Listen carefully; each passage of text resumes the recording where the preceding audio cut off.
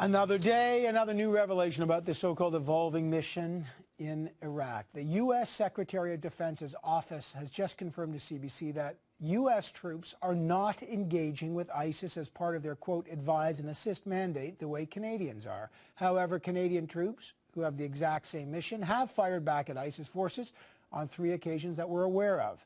What does this mean? Why the different protocols? Welcome back to Power and Politics.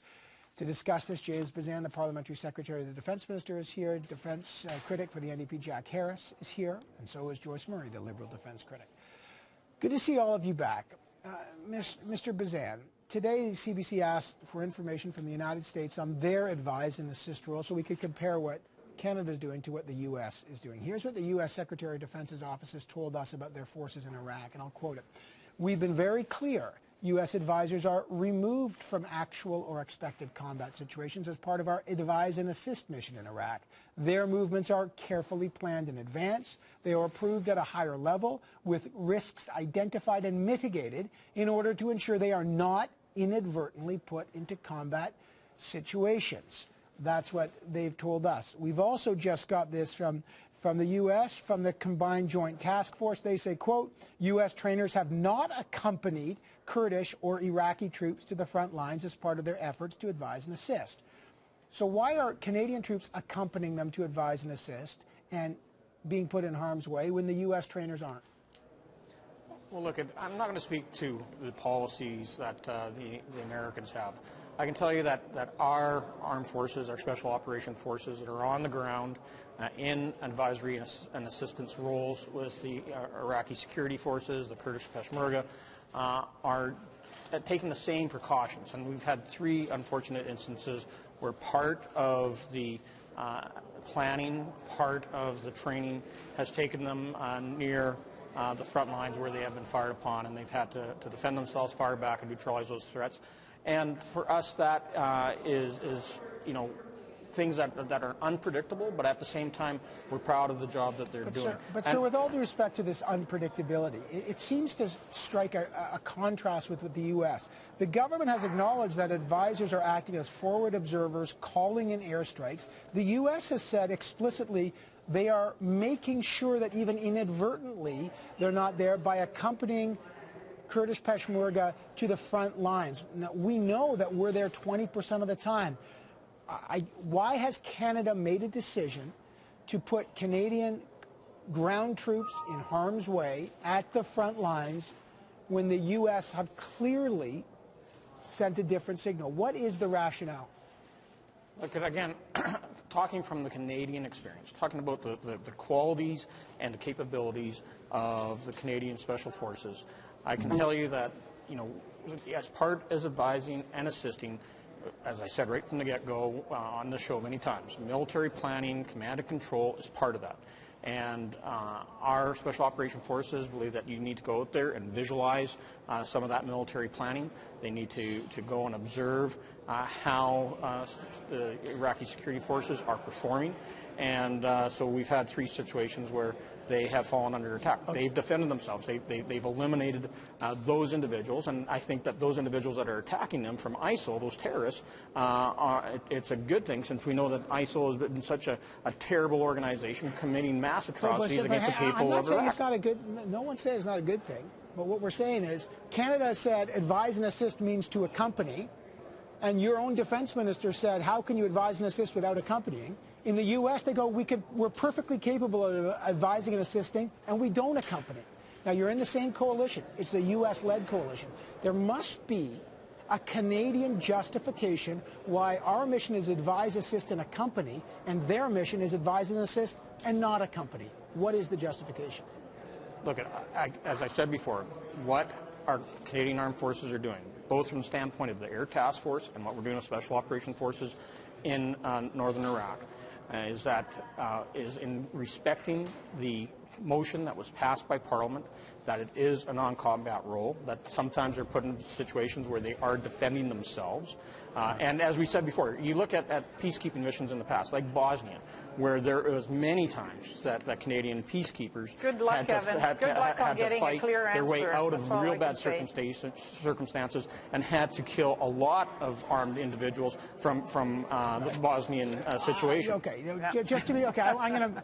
There is a difference. In Bosnia, they were supposed to be neutral. Here, we are not neutral. But let me move over to Jack Harris. But and at the Joyce same time, Murray. they killed way more people over there than what's taking place in Fair, Iraq right now. that's fair enough, and we could talk about that. Mr. Harris, does it concern you that Canada's advise and assist mission appears, from what we could tell clearly from the U.S., that they have not accompanied them, that it appears to differ from the U.S.'s mandate? Well, you know, this is supposed to be, according to the Prime Minister, a coalition. We're doing our part in a coalition. Well, the coalition is not doing what Canada is doing, and the coalition, Canada is not doing what the Prime Minister said would happen, because he said specifically in the House of Commons they would not accompany. This was not a combat mission. No Canadian troops would be engaged in combat on the ground, and that's what we've got. They're at the front lines. They're calling in airstrikes. They're acting as forward operating officers. They're painting targets that are aggressive targets for our Air Force. Iraqis. And that's combat. I mean, I don't care what the Air Force was advised to go to combat. whatever. That's combat role, and that's not what Canadians were told. Well, to now, be fair, we were told, no, that's not fair. We were told that there were going to be air combat. Absolutely. No, with combat troops on the ground we're talking about. Okay. Boots on the ground. That was the mantra was no boots on the ground. So we've got boots on the ground that are engaged in combat, not training. And that's contrary to the mission. But we never said it was only training. It's contrary to what the coalition is doing, and contrary to the explicit orders and instructions of the Americans. They're not having their special forces people do anything other than train. They're not doing that. Why are we doing it? That's a very good question, because it's contrary to the mandate. It's contrary to the mission. Even the Chief of Defence Staff said last October it was contrary to the mandate to be calling in airstrikes. So why are we doing it? Okay. Because we're being misled by this government, and we don't know where else it's going to be. The U.S. says they advise and assist. They don't accompany. Canada says we advise and assist, and we do accompany. Joyce Murray. Well, I'm not surprised that James was simply not willing to answer your question and instead took it off on all sorts of tangents, because that's what the government has been doing. That's what the minister has been doing to try and distract from the fact that there is a direct contradiction between what the Prime Minister said this mission would be and what it is. And frankly, it's about honesty. It's about, can Canadians trust this government when the government says we're taking the country to war for these reasons and in this way? And the answer is no. Canadians cannot trust that. And I just want to comment on one thing that James said. He said Canada is taking the same precautions as the United States. Well, clearly not, because our special forces on the ground are accompanying the troops to the front line. They are in firefight.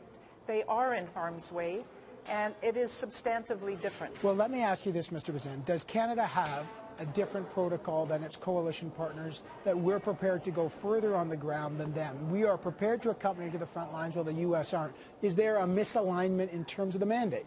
Look at the Canadian Operation Impact that we're using throughout this whole ordeal in Iraq is different. It's based upon Canadian standards. That it respects the motion that was passed by the House. It respects the spirit of that motion.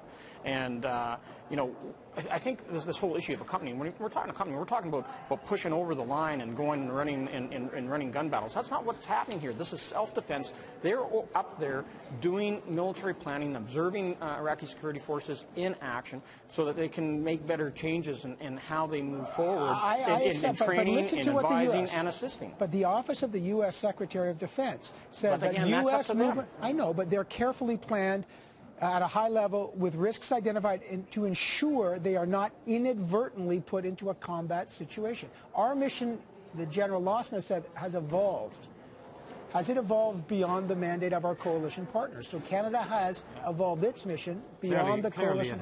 Clearly it has. Well, look at, clearly it has. The first time you could have an inadvertent exchange of fire, or self-defense is what it was called. But if you go back there again tomorrow and the next day and the next day, 20% of the time, as part of your policy, you're engaging your troops in firefights repeatedly. You know, how that can be justified when you're saying you're not engaged in combat and with your ground troops is beyond me. It's just frankly unbelievable. And the Canadian public do not support a ground troop combat role. Quickly, we learned today that General Lawson in Iraq met with Masroor Barzani, the Chancellor of the Kurdistan Region Security Council, on Sunday. Mr. Barzani called for further military support from the West. One of the requests we understand was for light armored vehicles to be provided, LAVs, to help Kurdish forces avoid ISIS IEDs. Mr. Bazan, will Canada consider supplying light armored vehicles to the Kurds? Look, we've already played a major role in delivering lethal military equipment that was donated to the Kurds and flying over C-17s, and with Hercs delivering a lot of grenade launchers, rockets, as well as military rifles. So, you know, we will consider these requests and look at as needed. We want to see the Iraqi security forces be successful. As we saw yesterday, there was an audio tape that came out from ISIL that, again, is naming Canada, saying that they're going to bring more jihad upon us, and we can't allow these things to happen. Canadians expect us to take the appropriate steps to bring peace to the region, to protect human lives that right now are at risk because of ISIL, as well as protect Canadians here at home. So you're not ruling out. So the best we can get, you're not ruling out. Look, okay. we got to consider this request. Okay. I think it's a legitimate request. Jack Harris, Joyce Murray, would your parties, Mr. Harris, Ms. Murray, would your parties support sending light armored vehicles in support of the Kurds? I think you got to Evan, we'd have to look at the details of that, but when this motion came forward, we said that we supported a stronger humanitarian aid on the part of Canada, but also non-combat military activities such as supplying goods and equipment or transport and so on, or training. Actually, I think you said more than that. What we did not support was a combat role. We support the individual men and women in uniform unreservedly and their right to defend themselves. But I think that what is key here is that the motion actually is not what's happening on the ground, and it should be pulled back to what was approved in Parliament and what Canadians expected to be happening on the ground. Let me just quickly get a clear answer, though, from you, Joyce Murray. Would the Liberal Party rule out sending light armored vehicles in support of the Kurds or not? No, we won't rule out, other than combat, we do rule out Canada being in a combat role. Jack Harris, what's your government's or your party's view on this? Well, it's interesting. You talked about Kurds, and Mr. Bazan talked about the Iraqis. You know, Kurds are part of the Iraqi security forces. Scott Taylor pointed out the other day, when you land in an airport in the Kurds, it says, "Welcome to Kurdistan." There's another issue going on there. Mr. Harper used the word quagmire an awful lot last fall when he was talking about his mission. And the quagmire that we could be getting into is further escalation. Well, what's the answer to the question? So I mean, distinguishing between some of the Kurds and I appreciate some of the distinctions. Nonetheless, the Kurdish Peshmerga is part of Iraq. Would you support setting LAVs? Not without total understanding of exactly what was going to be happening with any weapons and what was the ultimate use of them. I think we have to be very, very careful. What does that mean, though? Let me ask you. I get you're delaying, but there's a battle going on. I just want to get this from the NDP. Yeah, I know you want some humanitarian aid. Park that for a minute. I'm not dismissing it, but I understand your position. It's pretty hard to park when all we're talking about is I'm just saying I appreciate that your support for that. But what about, there is still a battle going on. If the NDP won't join the military action, what about sending lethal weapons like LAVs? Well, I don't think we should go it alone on that. I think if the coalition decides to engage in a full military aid package, that Canada could consider participating. I don't think it's something we should do as a one-off or even consider doing as a one-off. NDP don't do anything in this issue at all. They're opposed to any battle against ISIL. They want the terrorists to thrive, and the Liberals are going to give you double speak. We're talking about Canada's role here. What's Canada's role? I got it. Listen, we're at the beginning of a long discussion. James Bazan, Jack Harris, Joyce Murray. Great to have the three of you back on the program. I just have this funny feeling we'll be back on for many days ahead, and I welcome it. Thanks. Okay. Thanks.